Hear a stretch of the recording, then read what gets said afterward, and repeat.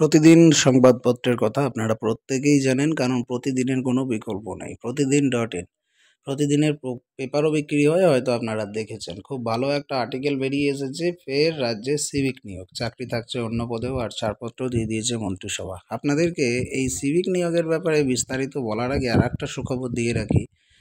সামনেই আসছে ভোটের খবর, আর ভোটের খবর হলেই জানেন আপনারা ভালো রকম কিছু ঘোষণা হয়ে থাকে।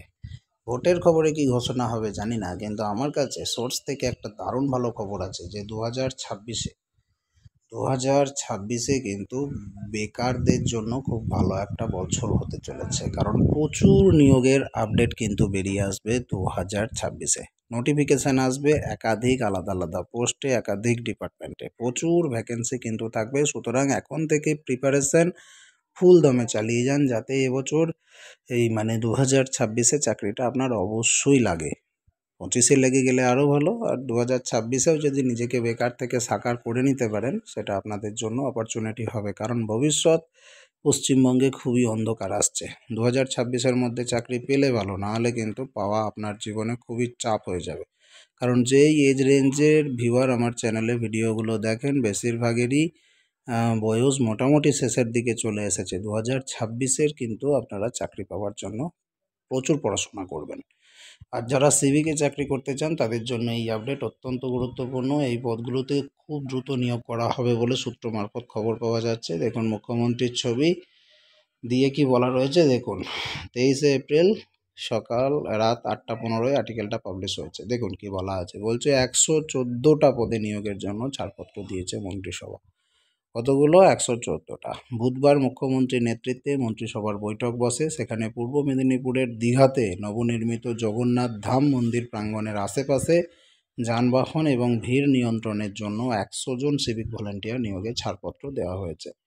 বাকি 14টি পদের মধ্যে রয়েছে হুগলির সিঙ্গুর ট্রমা কেয়ার সেন্টারের সংশ্লিষ্ট ক্যাডারের অধীনে 12টা অতিরিক্ত প্যারামেডিক্যাল পদ, আর এছাড়া পশ্চিমবঙ্গ আইনি সেবা সদস্যদের থেকে পশ্চিমবঙ্গ পরিবহন বিভাগের জন্য 2টো আইনি আধিকারিক পদ সৃষ্টি করা হয়েছে। অর্থাৎ 2টো আইনি আধিকারিক পদ থাকছে, 12খানা থাকছে প্যারামেডিক্যাল পদ, আর 100 জন সিভিক ভলেন্টিয়ার কিন্তু নতুন জগন্নাথ ধাম মন্দিরের আশপাশে ভিড় সামলানোর জন্য নিয়োগ করা হবে। সুতরাং এই কাজটাও কিন্তু আপনাদের জন্য একটু ভালো হবে, যেহেতু মন্দিরের আশপাশেই আপনারা থেকে ভিড় সামলানোর কাজটাই করবেন। সুতরাং এদিক ওদিক আপনাদের ছুটোছুটি,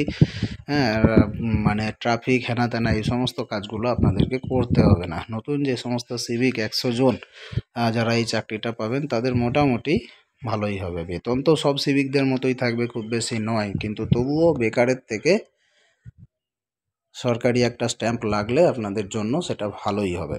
আর এই পদগুলোতে খুব দ্রুত নিয়োগ করা হবে বলে সূত্র মারফত খবর কিন্তু পাওয়া যাচ্ছে।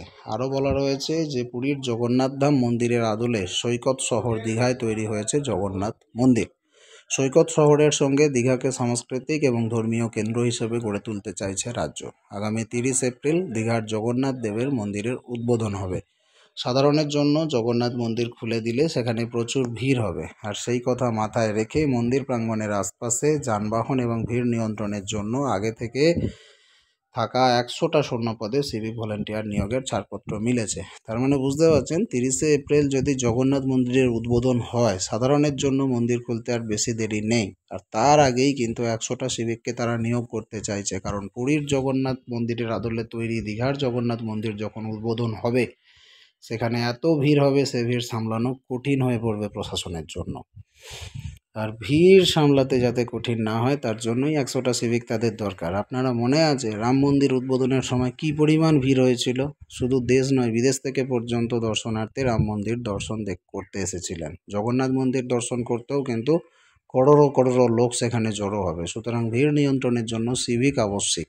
100টা সিভিক কমপক্ষে তো লাগবেই। সেই জন্যই তারা কিন্তু এই ভ্যাকেন্সিগুলো সৃষ্টি করেছে। যত তাড়াতাড়ি পারবে এই ভ্যাকেন্সিগুলো তারা ফিল আপ করবে। 14টা বাকি নতুন পদও রয়েছে, সেগুলোর মধ্যে 12টা অতিরিক্ত প্যারামেডিক্যাল পদ, আর সিঙ্গুর এইসব কি একই জিনিস কিন্তু বলা রয়েছে বারবার করে। তাহলে মেন বিষয়টা আমি আপনাদেরকে বোঝাতে পেরেছি যে 114টা ভ্যাকেন্সি, যার মধ্যে 2টো আছে আইনি আধিকারিক, আর 12টা হচ্ছে প্যারামেডিক্যাল পদ, আর 100টা হচ্ছে সিভিক ভলেন্টিয়ারের পদ। তাহলে যারা যারা সিভিক ভলেন্টিয়ার পদের জন্য আগ্রহী আছেন, কমেন্ট সেকশনে লিখবেন যে আমি আগ্রহী। এটুকু লিখলেই হবে। তাহলে আমি এই নিয়োগ সংক্রান্ত বিস্তারিত তথ্য, ডিটেলস, আপডেট, তার সঙ্গে সঙ্গে আপনাদের প্রিপারেশান স্ট্র্যাটেজি এভরিথিং শেয়ার করব, যাতে করে আপনারা এই চাকরিটা পেতে পারেন।